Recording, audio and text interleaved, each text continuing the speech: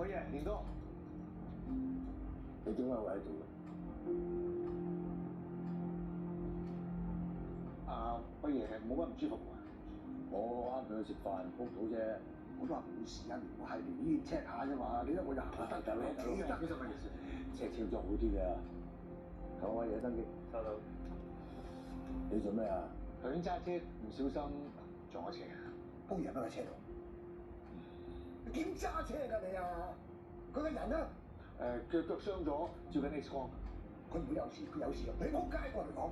你手車不嬲麻麻地嘅，車保員點解唔叫司機啊？我本來諗唔好講廢話，我企喺度。一隻杯魚資源出嚟同我連講。